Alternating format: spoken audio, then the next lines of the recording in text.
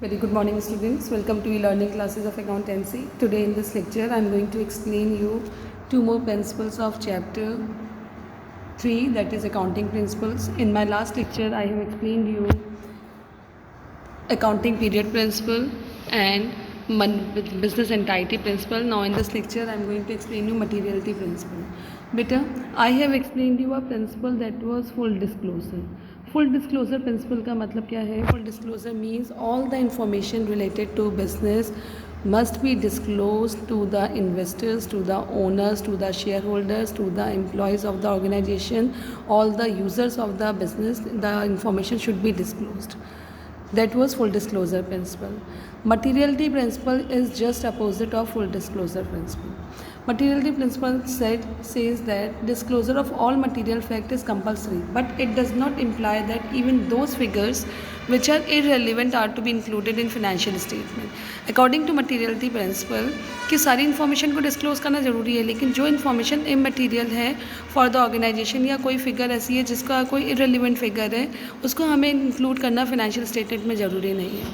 According to this principle only those items or information should be disclosed that have material effect and relevant to the users. सिर्फ वही information और उसी को disclose वही उसी disclose करना है जो कि रेलिवेंट होता है यूज़र्स के लिए.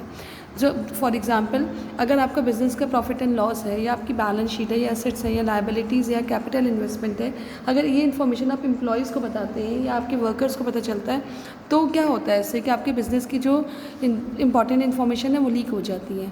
तो only all those information which is related to that particular person only, उसके लिए यूज़फुल है वो इन्फॉर्मेशन ही डिस्क्लोज होनी चाहिए.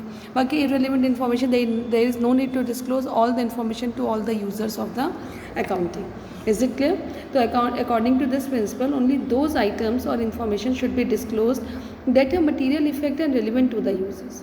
So items having an insignificant effect or being irrelevant to user need not be disclosed separately. These may be merged with one other items. Is it clear बेटा?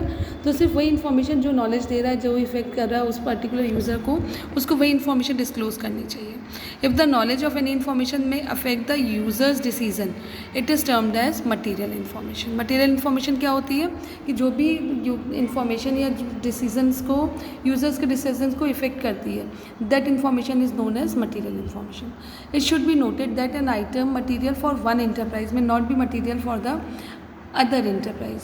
ठीक है. और ये भी ज़रूरी नहीं है कि जो एक आइटम आपके किसी एक इंटरप्राइज़ के लिए बहुत इंपॉर्टेंट है, मटेरियल है, तो वो ज़रूरी नहीं कि नेक्स्ट किसी और इंटरप्राइज़ के लिए भी वो उतना ही यूज़फुल होता है. For example an item of expense ₹50,000 is immaterial for an enterprise having turnover of ₹100 crore. किसी भी कंपनी जिसका टर्नओवर 100 करोड़ है उसके लिए 50,000 60,000 की जो एक्सपेंस होता है वो इतना ज़्यादा यूज़फुल नहीं होता है. तो उसके लिए बहुत ही माइनर एक्सपेंसेस होते हैं बिजनेस में. लेकिन अगर किसी कंपनी का टर्नओवर सिर्फ 10 लाख है तो 50,000 is the useful material for that company कि ये एक्सपेंस क्यों हुआ है. बट जिसका टर्नओवर 100 करोड़ है उसके लिए वो 50,000 तो बहुत स्मॉल अमाउंट है कि वो यूज़र्स को यूज़ में आ रही है. Is it clear? तो मटेरियल इन्फॉर्मेशन वो होती है जो इररिलेवेंट होती हैं टू द अदर वंस, और हो सकता है किसी एक पर्सन के लिए बहुत ज़्यादा इंपॉर्टेंट हो. Now see the next principle, that is prudence principle. According to this principle, profit in anticipation should not be recorded, but loss in anticipation should immediately be recorded in the books. The objective of this principle is not to overstate the profit of the enterprise in any case. देखो क्या होता है according to prudence principal कि जो profit होता है business का उसको भले ही आप रिकॉर्ड ना करें बुक्स में, लेकिन अगर किसी भी तरीके का कोई भी लॉस होता है बिजनेस को तो that loss should be immediately recorded in the books. और इसका ऑब्जेक्टिव क्या है प्रिंसिपल का कि प्रॉफिट को ओवर स्टेट नहीं करना, क्योंकि कभी कभी ऐसा होता है कि आप प्रॉफिट ही प्रॉफिट दिखाते हैं बिजनेस में और लॉसेस को शो नहीं करते हैं. तो लॉसेस को शो करना भी उतना ही कंपल्सरी जितना कि आप प्रॉफिट को शो कर रहे हैं. तो when different equally acceptable alternative methods are available, the method which have least favourable immediate effect on profit should be adopted. ठीक है. तो अगर हमारे पास कई सारे मेथड है किसी भी वर्क को करने के लिए, तो वो मेथड जिसका जो कि लीस्ट फेवरेबल है और वो जो है आपको इफेक्ट करता है, इमीडिएट इफेक्ट करता है प्रॉफिट पे, वो शुड बी अडॉप्टेड.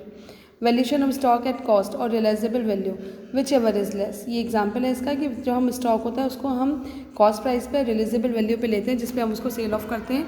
जो भी लेस होता है उसकी वैल्यू वही ली जाती है. प्रोविजन फॉर डाउटफुल डेब्ट and provision for discount on debtor is made. ठीक है, तो ये सारी इन्फॉर्मेशन क्या है, यूजफुल है यूजर्स के लिए.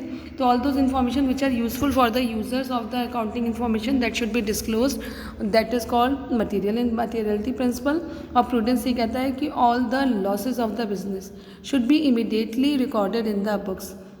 प्रॉफिट को आप एक बार को रिकॉर्ड नहीं कर रहे हैं चल जाएगा, लेकिन लॉसेस को सारा रिकॉर्ड करना जरूरी है, so that we can come to know कि हमारी कंपनी एक्चुअल में कहाँ स्टैंड कर रही है. ओवर स्टेटिंग ऑफ प्रॉफिट नहीं होना चाहिए. Actual performance of the employees और actual performance of the business should be shown in the books. That is called prudence principle. I hope you all understand. 2 principles have been completed. Note down all the things in your copy properly. Thank you, beta. Have a nice day.